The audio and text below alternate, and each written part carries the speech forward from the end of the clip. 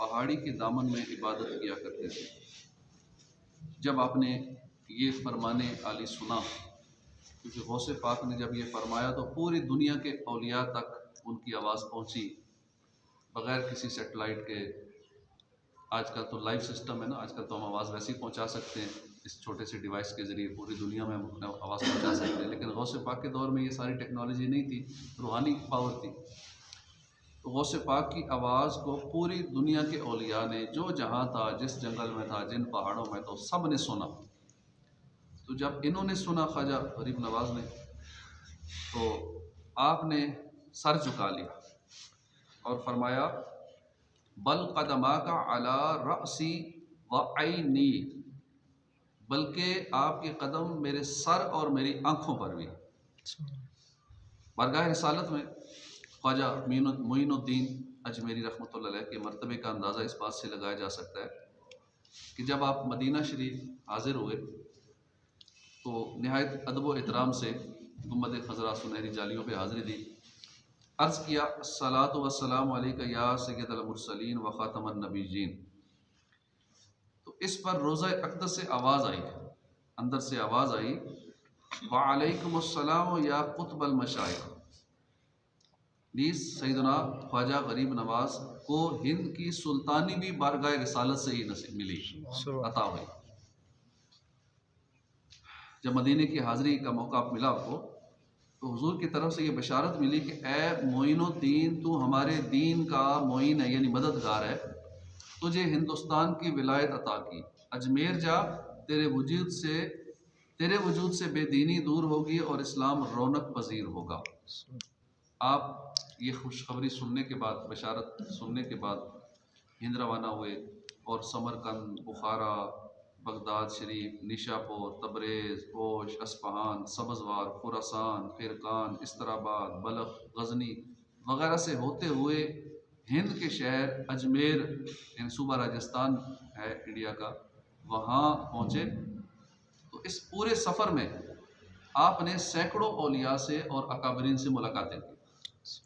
आप बगदाद मुअल्ला में सैयदना गौसे आज़म की खिदमत में हाज़िर हुए।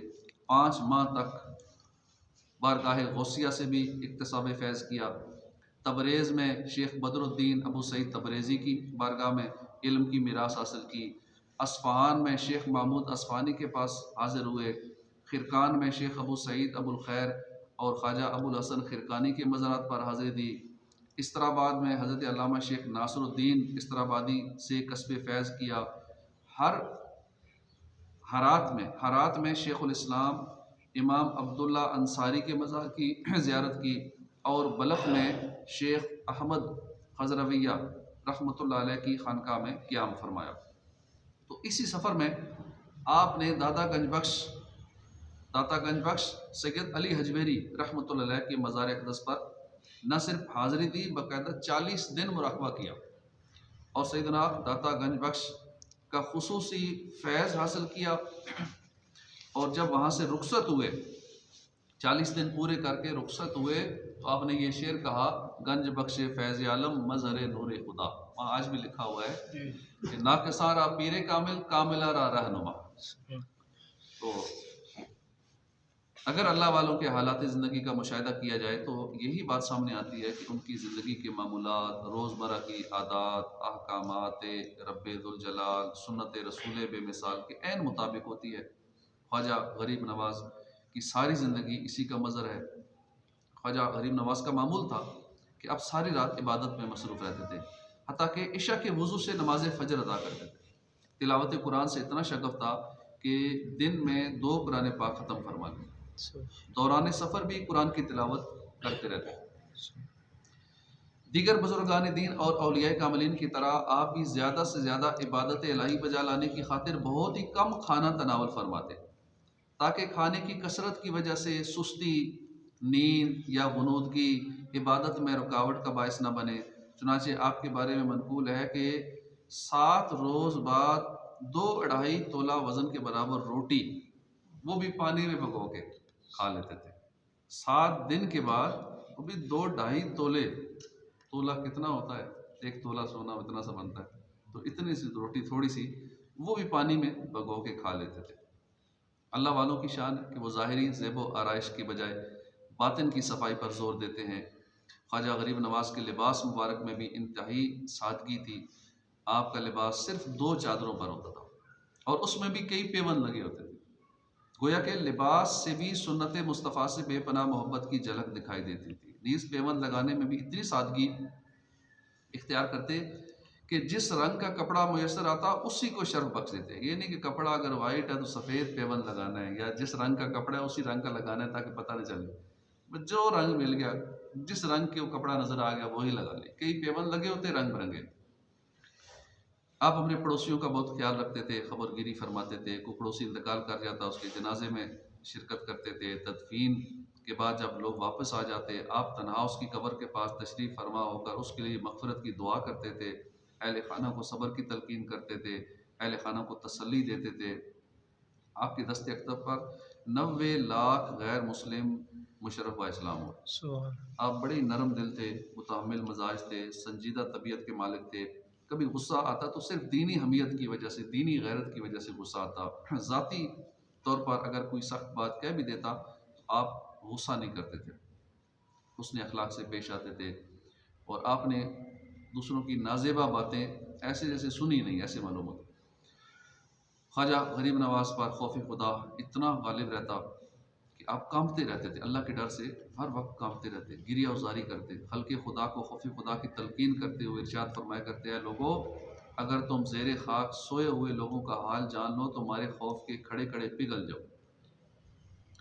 ख्वाजा कुतुबुद्दीन बुख्तियार काकी अपने पीरो मुर्शिद ख्वाजा गरीब नवाज़ की सिफ़ात बयान करते हुए फरमाते हैं कि मैं कई बरस तक ख्वाजा साहब की खिदमत में रहा, लेकिन कभी आपकी ज़ुबान अक़दस से किसी का राज फाश होते नहीं देखा। यानी किसी मुसलमान का भेद नहीं खोलते थे, पर्दापोशी करते थे। बड़ा प्यारा अमल है किसी की पर्दापोशी करना। हदीस पाक है, जो अपने भाई की पर्दापोशी करेगा अल्लाह अज़्ज़ व जल क़यामत के दिन उसकी पर्दापोशी फरमाएगा, और जो अपने भाई के राज खोलेगा अल्लाह उसका राज जाहिर कर देगा, यहाँ तक कि वो अपने घर ही में रुसवा हो जाएगा। यानी इतना बदनाम हो जाएगा, चाहे अपने घर में बैठा है लेकिन फिर भी वो बदनाम हो जाएगा। तो इसलिए हमें दूसरों के ऐबों को छुपाना चाहिए, पर्दापोशी करनी चाहिए। एक मरतबा ख्वाजा मोइनुद्दीन अपने मुरीदीन की तरबियत फरमा रहे थे। दौरान बयान जब जब आपकी नज़र दाएं तरफ पड़ती तो बादब खड़े हो जाते, जब ऐसे दाएं देखते फिर खड़े हो जाते, फिर बाएं देखते बैठ जाते, फिर दाएं नज़र पड़ती फिर खड़े हो जाते। तो कई बार ऐसा हुआ, मुरीदीन ये देख रहे थे, बयान सुनने वाले भी हैरान थे कि बार बार क्यों खड़े हो रहे हैं, मगर किसी में पूछने की जरूरत ना हो सकी। अगर जब सब लोग वहाँ से चले गए तो एक मंजूर नज़र मुरीद अर्ज़ गुज़ारो, हुजूर हमारी तरबियत के दौरान आपने बारहा क़याम फरमाया, इसमें क्या हिकमत है?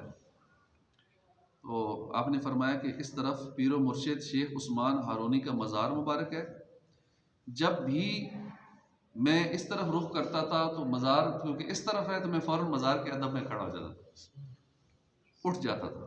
पीरो मुर्शिद के रोज़ा मुबारक की ताज़ीम के लिए मैं क़याम करता था। सुभान अल्लाह। आपकी बारगाह में अकीदतमंदों का, मुरीदों का हुजूम रहता था। आप ज़ाहिरी बातनी इस्लाह के लिए मलफूज़ात अता फरमाते थे। ज़ुबान हक़ के तर्जुमान से जो अल्फाज निकलते उसे आपके खलीफा कुतुबुद्दीन बुख्तियार काकी फ़ौरन लिख लिया करते थे।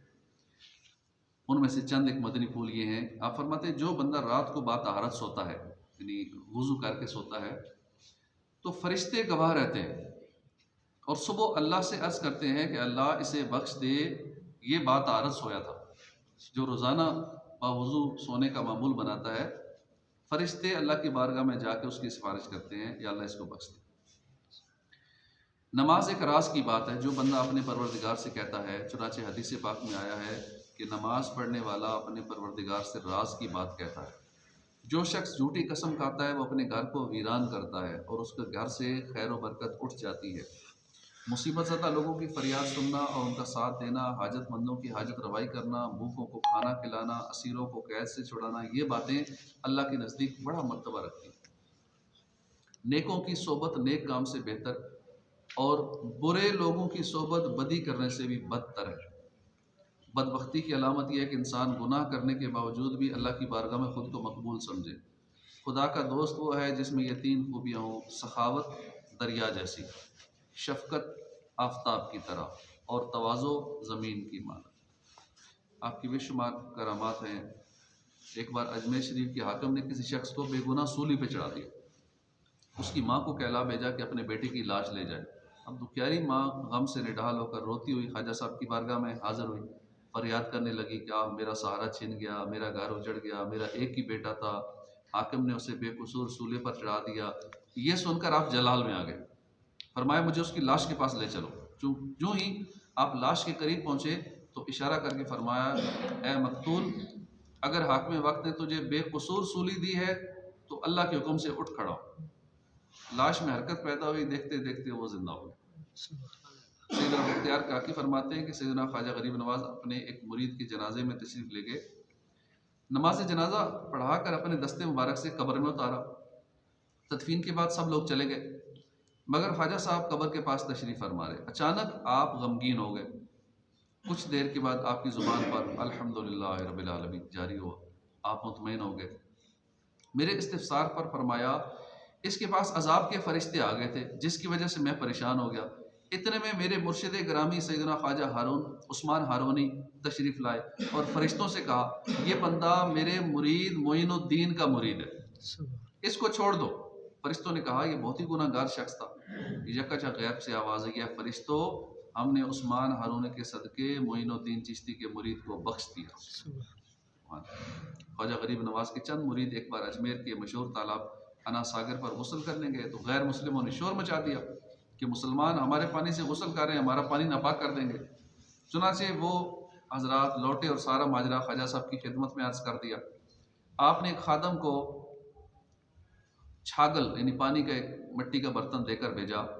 फरमाया कि उसमें तालाब का पानी भर लो। खादम ने जो ही उस छागल में पानी डाला तो पूरा तालाब खाली हो गया, सारा पानी उस छागल के अंदर आ गया। लोग पानी ना मिलने पर बेकरार हो गए और आपकी खिदमत में हाजिर हुए, फरियाद करने लगे। चुनाचे आपने खादम को दोबारा भेजा कि जाके पानी उसमें उंडेल दो। जैसे पानी डाला सारा तालाब फिर फलो। बहुत सारी और करामतें ख्वाजा साहब की बहुत ही अल्लाह के बरगुज़ीदा नेक वलीउल्लाह, अल्लाह पाक सच्ची मोहब्बत नसीब फरमाए। नवाजने वाले गरीब नवाज हैं, गरीबों को खूब नवाजते हैं और दुनिया में बड़ी लोग इनसे मोहब्बत करते हैं। खासकर जब इनका उर्स होता है, लंगर, बड़ी देग मशहूर है इनकी। उस देग में जो चीज़ आती है हर चीज़ लोग डालते हैं। कुछ दालें भी डाल रहे हैं तो आटा भी डाल रहे हैं तो सब कुछ डाल रहे हैं, हर चीज़, गोश्त भी उसी में है, उसी में सब कुछ है और ऐसा टेस्टी को बनता है सालन उसका। और बड़ी देग है, शायद कमरे से भी बड़ी है। उसमें सीढ़ियाँ लगती हैं, देग में उतरने के लिए सीढ़ियाँ लगती हैं बड़ी बड़ी। तो वो लंगर वहाँ चल रहा है, सारा साल लंगर चलता है। लेकिन खुसूसी उर्स के मौके पे अभी जो 2 दिन बाद उर्स आ रहा है, छठी को 6 रजब को, इसमें पूरी दुनिया से आशिकान ख्वाजा वहाँ हाज़िरी देते हैं अजमेर शरीफ।